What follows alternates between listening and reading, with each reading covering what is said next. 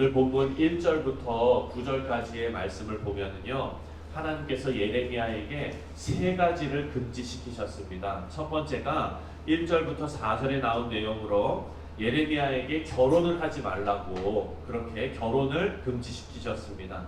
그리고 5절부터 7절에 보면은 장례에 참석하는 것을 금지시키셨습니다. 초상집에 가지 말라 그러셨어요.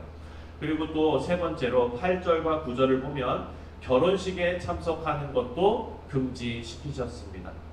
하나님께서 이렇게 이 세 가지를 예레미야에게 금지시킨 이유가 있습니다. 그것이 바로 예레미야가 자신의 삶으로 앞으로 유다 백성들에게 닥칠 그 유다 백성들이 겪게 될 일을 미리 보여주어서 유다 백성들에게 하나님께서 경고의 메시지를 보내시는 그런 역할을 합니다. 먼저 첫 번째 2절부터 4절에 나오는 독신으로 살도록 명령하신 그 내용을 우리가 살펴보겠습니다. 하나님께서 예레미야에게 결혼하지 말라고 말씀하시면서 2절부터 4절에 너는 이 땅에서 아내를 맞이하지 말며 자녀를 두지 말지니라 라고 말합니다. 여러분, 결혼은요, 하나님께서 인간에게 명령하신 아주 중요한 제도입니다.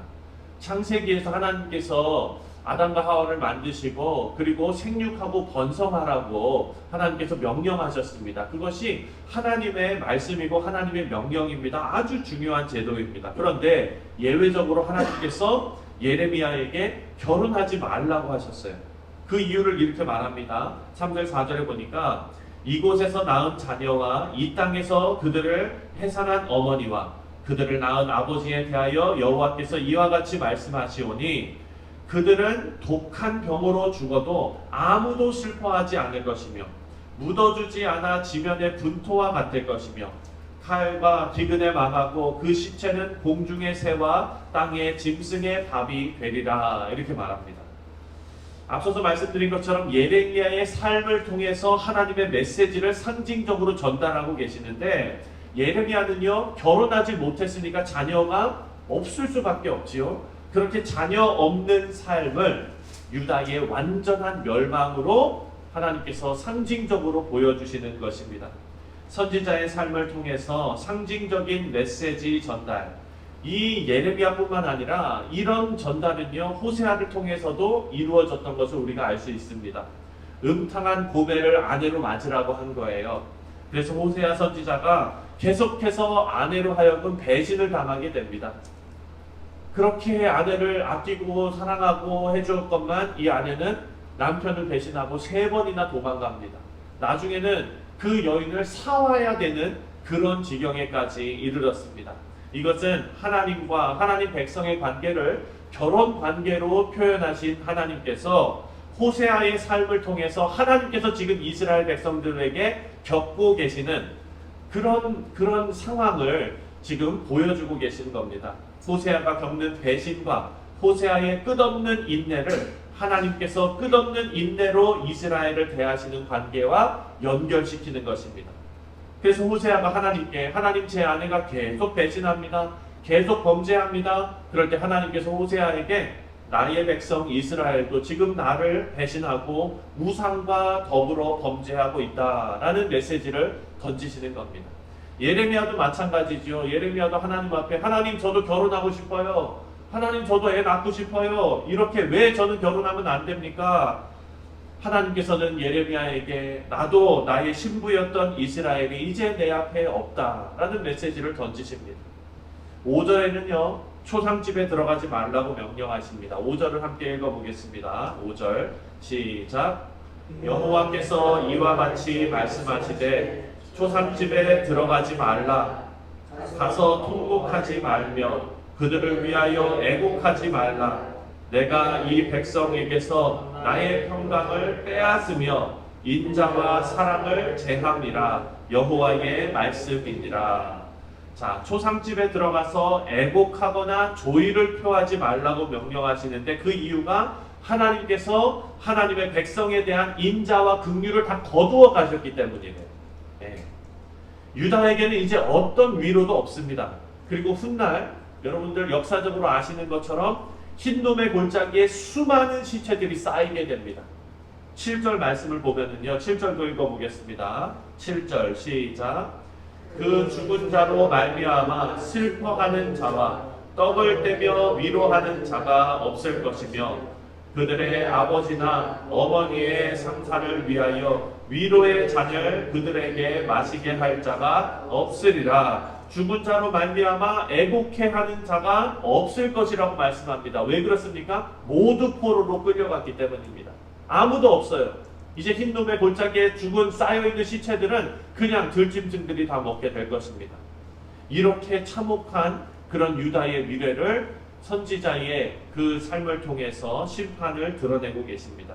마지막으로 잔치집에도 가지 말라고 명령하십니다. 여러분, 잔치집은 어떤 곳입니까? 기쁨과 즐거움이 넘치는 곳입니다. 초상집이나 잔치집이나 예레미야 선지자는 이제 어떤 사회적인 관계도 맺지 못하고 살아가게 되는 것입니다. 완전히 사회적으로 고립된 생활을 해야 됩니다.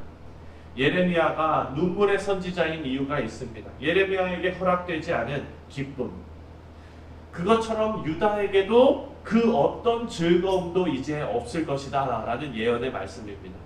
하나님의 백성들은 도대체 우리가 뭘 잘못했길래 하나님께서 이렇게 큰 재앙을 우리에게 내리시는가 라고 생각할 거라고 하나님이 미리 예상하셨습니다. 10절 말씀을 보니까 내가 이 모든 말로 백성에게 말할 때에 그들이 내게 묻기를 여호와께서 우리에게 이 모든 큰 재앙을 선포하심은 어찌 됨이며 우리의 죄악은 무엇이며 우리가 우리 하나님 여호와께 범한 죄는 무엇이냐 하거든. 하나님께서 유다의 무지하고 둔감하고 어리석은 것을 다 아셨다는 거예요. 그때 이렇게 대답하라고 말씀하십니다. 유다의 조상들도 하나님을 버리고 우상을 섬겼지만 지금 유다 백성들의 죄는 그들의 조상의 죄보다 더 악하다라는 것을 말하라고 명령하셨어요. 11절부터 13절이 그 말씀의 내용입니다. 제가 읽어드리겠습니다. 너는 그들에게 대답하기를 여호와께서 말씀하시되 너희 조상들이 나를 버리고 다른 신을 따라서 그들을 섬기며 그들에게 절하고 나를 버려 내 율법을 지키지 아니하였습니다. 너희가 너희 조상들보다 더욱 악을 행하는도다. 보라, 너희가 각기 악한 마음의 완악함을 따라 행하고 나에게 순종하지 아니하였으므로. 우리 13절은 다 같이 읽겠습니다. 13절 시작. 내가 너희를 이 땅에서 쫓아내어 너희와 너희 조상들이 알지 못하던 땅에 이르게 할 것이니라. 너희가 거기서 주야로 다른 신들을 섬기리니 이는 내가 너희에게 은혜를 베풀지 아니함이라 하셨다 하라. 자, 13절을 보니까 너희가 주야로 다른 신을 실컷 섬기게 하시겠다라고 말씀합니다. 여러분, 그 일을 어디서 합니까? 바로 13절에 나오는 너희와 너희 조상이 알지 못하던 땅에서 하게 하시겠다라는 거예요. 포로로 끌려가게 만드셔서 그 머나먼 이방 땅에서 그 일을 하게 하시는데, 이제는 그들이 좋아서가 아니라 자기의 의지와 그런 자신의 어떤 그런 원하는 것과 상관없이 바벨론의 우상을 숭배하기로 강요받게 만드시겠다라는 겁니다. 우리 사랑하는 성도님들, 오늘 이 말씀을 우리가 쭉 묵상하면서 망한 유다를 보면서 우리의 길을 바로 세워야 될 줄 믿습니다. 우리 자신과 가정과 교회와 나라가 하나님보다 더 사랑하는 것이 있다면, 하나님을 멀리하고 하나님보다 더 가까이 하고 싶은 것이 있다면 단호하게 물리칠 수 있는 지혜가 우리에게 있기를 바랍니다. 오직 하나님만 두려워하고 경외할 때 우리의 삶은 죄와 구별된 정직과 진실과 그리고 진리 위에 세워지게 될 것입니다.